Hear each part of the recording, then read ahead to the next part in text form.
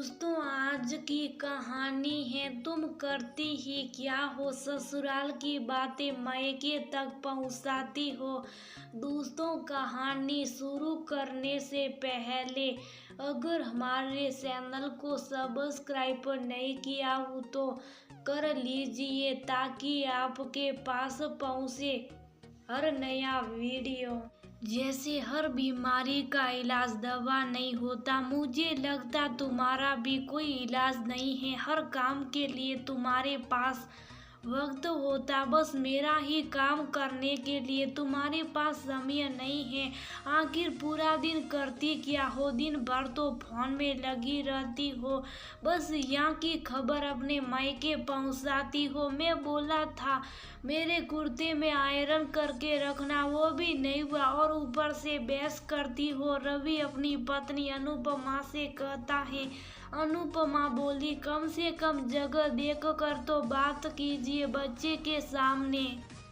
कोई ऐसी बातें करता है। राहुल बेटा, तुम खेलने के लिए जाओ। रवि बोला, क्यों? उसे बाहर क्यों भेज दिया? उसके सामने अपनी गलती के लिए माफी मांगने में तुम्हें शर्म आ रही थी। तुम्हें तो अभी के अभी मुझसे माफी मांगनी चाहिए थी, पर तुम तो बहस कर रही हो। अनुपमा बोली, क्या आपको सच में लगता है कि मैं पूरे दिन फोन में लगी रहती हूँ? क्या घर की औरतों के पास कोई काम नहीं होता?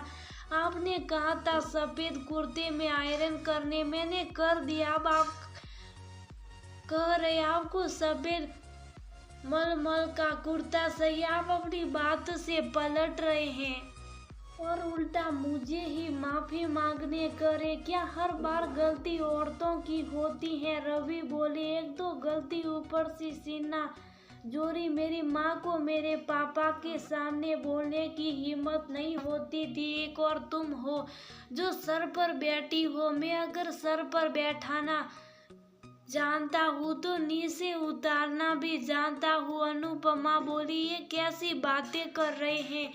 मैं तो बस इतना कह रही हूँ कि बच्चों के सामने सोच समझ कर बोलना चाहिए। आज अगर आप बच्चों के सामने मेरी इज्जत नहीं कर रहे हैं तो कल अपनी बच्चों से आप सम्मान की उम्मीद मत कीजिएगा, क्योंकि बच्चे जो देखते वही सीखते। रवि बोला, सही तो है, उसे भी पता होना चाहिए अगर कल को उसकी बीवी गलती करे तो वह भी उसे इसी तरह समझाएगा। अच्छा हुआ हमारे घर में बेटी नहीं है, वरना वह बिगड़ जाती और जिंदगी भर हमें उसके ससुराल वालों से सुनना पड़ता। अनुपमा बोली, ये कैसी पिछड़ी सोच है? क्या हर बार बेटी और बहू ही गलत होती हैं? क्या बेटा गलत नहीं हो सकता? मैं तो कहता हूँ अगर आपका यही रवैया रहा तो कल को आपके बच्चे भी इसी तरह अपनी पत्नी और माँ से बात करेंगे, क्योंकि जो इंसान अपनी बीवी की इज्जत नहीं करता आगे चलकर बेटे बहू से भी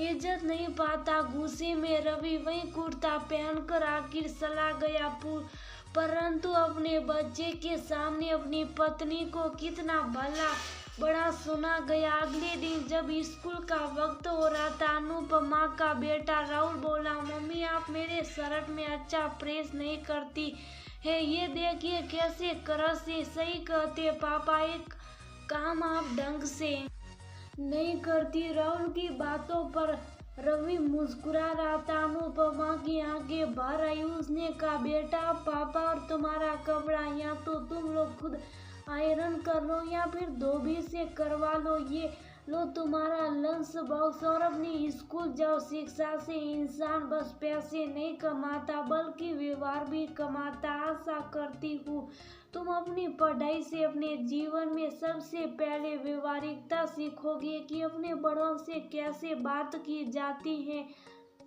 वहीं पास में अनुपमा की सास दमयंती जी बैठी थी। अनुपमा की आंखें नाम देखकर बोली, बहू तुम्हें क्या लगता है तुमने अपने बेटे को इतने प्यार से समझाया और वह समझ गया होगा? ये समाज की बहुत पुरानी बीमारी है जिसका इलाज कोई दवा नहीं है। जब मेरा बेटा इतने सालों में नहीं समझ सका तो तुम्हारा बेटा तो अभी बालक है। रवि बोला। माँ आप कहना क्या चाहती हैं? दमयंती जी बोली। जब राहुल बहू से इस तरह से बात कर रहा था तुम्हारे चेहरे पर मुस्कुराहट थी। कल मैं तुम दोनों की बात सुन रही थी। एक बात याद रखो बेटा, बच्चों के सामने अगर अपनी माँ और पत्नी का अपमान करोगे तो आगे चलकर बेटा हो या बेटी सम्मान नहीं पाओगे। उसे तो यही लगेगा कि अपने बड़ों से ऐसी बातें करते तो वह तुम्हारे साथ ऐसा ही व्यवहार करेगा। और जब बहू की कोई गलती ना हो तो बहू क्यों माफी मांगेगी? रवि बोला। माँ आप कहाँ की बात कहाँ ले जाती हैं? दमयंती जी बोली। अगर मैं बीते समय में घर के माहौल से तुम्हें दूर रखती तो शायद तुम्हारी सोच आज कुछ और होती। तुमने अपने बाप दादा को घर की औरतों के साथ इसी तरह का व्यवहार करते हुए देखा जो आज तुम भी कर रहे हो।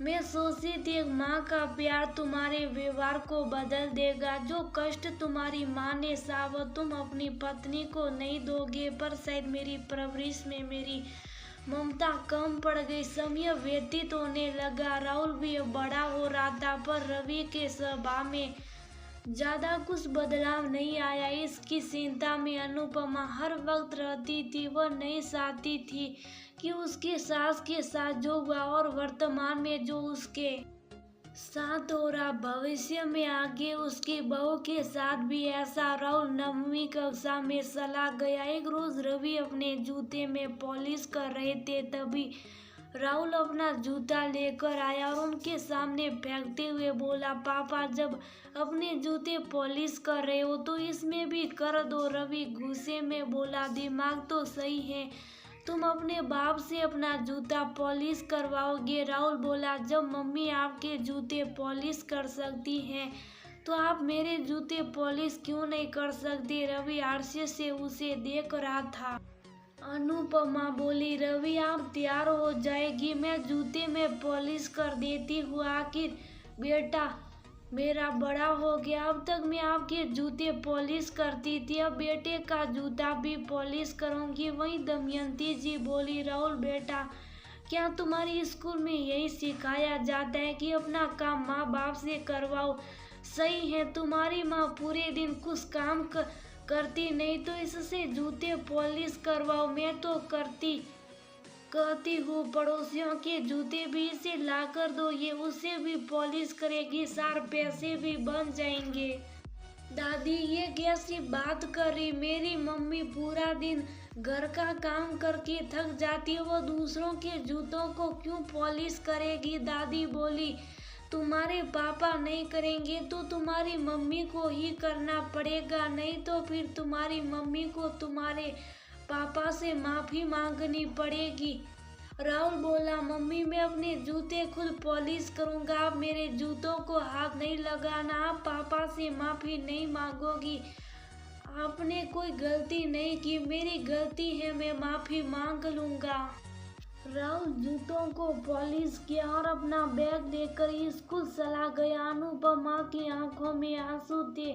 दमयंती जी बोली, बहू जब घी सीधी उंगली से ना निकले तो उंगली टेढ़ी करनी पड़ती है। कुछ मर्दों को लगता है कि औरतें उनकी पैर की जूती होती है, पर वे ये भूल जाते जब वही जूती काटती है या अपने सर पर पड़ती है तब दर्द का एहसास होता है। एक रोज राहुल बैट बॉल किनारे रखकर सोफे पर बैठकर टीवी देख रहा था, तभी रवि उसके हाथों से रिमोट लेकर बोले, जाओ अपना काम करो, मुझे समाचार सुनने दो। राहुल बोला, पापा अपने मैनर्स बिल्कुल नहीं। रिमोट एक झटके में ले लिया, कम से कम प्लीज बोल देते। रवि ने बेटों को आंखें दिखाई। राहुल बोला, एक तो आप गलती करके सॉरी भी नहीं कहते, ऊपर से मुझे आंखें दिखा रहे। रवि ने गुस्से में राहुल को एक थप्पड़ लगा दिया, जिसकी आवाज सुनकर अनुपमा आई। रवि अनुपमा से बोला, सब तुम्हारा क्या धरा, तुम ही ने बच्चे को बिगाड़ा है। आखिर तुम पूरा दिन घर में करती क्या, जब एक बच्चे को तुम संभाल नहीं सकती। देखो ये तुम मुझसे किस तरह बात करता। राहुल कुछ बोलता उससे पहले अनुपमा बोली, बेटा तुम अपना बैट बॉल लेकर अपने कमरे में जाओ। राहुल चुपचाप वहां से चला गया।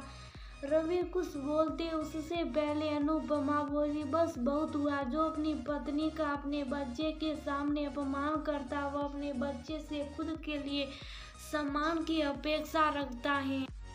आपके पिता ने जो गलती की उसी गलती को अब आप दोहरा रहे। मैंने आपको पहले ही समझाया था पर आपने मेरी एक नहीं सुनी। लड़का बड़ा हो गया, आपको समझाना चाहिए पर आपने उस पर हाथ उठा दिया। मन नहीं भरा तो आप सारी गलती मुझ पर थोप रहे। बच्चा अगर अच्छा हुआ तो वह पिता का हुआ और बच्चे ने गलती की तो उसकी दोषी उसकी माँ हो गई। दमयंती जी बोली, बहुत शांत हो जाओ। अनुपमा बोली, कैसे शांत हो जाऊं, इन्होंने तो मेरे भविष्य को बिगाड़ने की पूरी योजना बना ली है। मेरे लिए ना सही अपने बुढ़ापे को बचाने के लिए ही कुछ मीठे वचन बोल दिया करो। पत्नी से अगर दो शब्द सम्मान के बोल दोगे तो क्या घट जाएगा। आज जो बेटा देख रहा है कल वो भी वैसा ही करेगा, तब हमारा भविष्य ही खतरे में पड़ जाएगा। अगर अपना बुढ़ापा बिगड़ना नहीं चाहते हैं तो संभल जाइए, अन्यथा इसकी जिम्मेदारी आपकी होगी। इतना कहकर अनुपमा वहां से चली गई। रवि बोला, माँ देख रही हो ये दोनों माँ बेटे मुझसे किस तरह से बातें कर रहे हो ना हो। ये मेरे पीठ पीछे राहुल को मेरे खिलाफ भड़का रही है। दमयंती जी बोली, तुम्हारी बुद्धि क्या भ्रष्ट हो गई है। कोई भी औरत अपने बेटे को बिगाड़ कर क्या हासिल करेगी। अरे उससे तो उसकी हानि है। तुम हर वक्त जो बच्चे के सामने करोगे बच्चा वही सीखेगा। अगर तुम उसके सामने अपनी पत्नी का सम्मान नहीं करोगे तो अपने बच्चे से सम्मान की उम्मीद कैसे करते हो। मुझे तुमसे ये उम्मीद नहीं थी। कुछ रोज बाद रवि दफ्तर में घर की बातों को सोच रहा था, तभी उसका एक सहकर्मी बोला, रवि बाबू आपने सुना, रमेश वो हमारा सहकर्मी जो अपने बेटे और पत्नी को डरा धमका कर रखता था, उसका बेटा अभी 11वीं में। कल गुस्से में उसने सबके सामने अपने पिता को धक्का मार दिया, ये कहते हुए कि जो बोलोगे वही तो काटोगे। बताइए आजकल के बच्चे सच का किसी ने बच्चों के सामने सोच समझ कर बोलना चाहिए। रवि को अपने भविष्य का सब चित्र मानो साफ साफ दिख रहा था। घर आकर उसने अनुपमा से अपने पुराने बर्ताव के लिए माफी मांगा और बोला, मेरे छोटे छोटे काम मैं खुद कर लिया करूँगा। अनुपमा बोली, मुझे आपका काम करने में खुशी मिलती है। रवि बोले, खुशी तुम्हें मिलती होगी पर मुझे भी अपनी जिम्मेदारियों का एहसास होना चाहिए। पति में ये बदलाव देखकर अनुपमा खुश हुई। जब रवि अपने और राहुल के जूते पॉलिश कर रहा था तो राहुल आकर बोला, पापा ये क्या करे, आप मुझसे बड़े, आप मेरे जूते को पॉलिश करें, ये अच्छी बात नहीं। माँ कहती अपना काम खुद करना चाहिए। लाइए आज से मैं अपने जूतों के साथ आपके जूते भी पॉलिश कर दूंगा। राहुल के मुंह से ऐसी बातें सुनकर रवि को अपनी पत्नी की परवरिश पर गर्व हो रहा था। दमयंती जी बोली, देखो बेटा, जैसा व्यवहार घर में रखोगे वैसा ही अपना भविष्य बनाओगे। तभी अनुपमा सबके लिए चाय और राहुल के लिए कोपला लेकर आई। राहुल दूध लेकर बोला, थैंक यू मम्मी। रवि बोला, थैंक यू अनुपमा। पहली बार अपने पति के मुंह से थैंक यू सुनकर उनके चेहरे पर भी मुस्कुराहट आई। अपने बच्चों में व्यवहारिकता देखकर दमयंती जी भी भविष्य का सोचकर खुश थी। दोस्तों, अगर हम अपने बच्चों के सामने अपनी पत्नी से अच्छा व्यवहार रखते हैं तो बच्चों को कहीं ना कहीं एक अच्छा संदेश जाता है। वह भी अपने जीवन में अपने बड़ों या अपने साथी के साथ सम्मान पूर्वक बातें करना सीखते, क्योंकि जब हम अपनी पत्नी और माँ का सम्मान ही नहीं कर पाएंगे तो भविष्य में अपने बेटे बहू से सम्मान की उम्मीद कैसे रख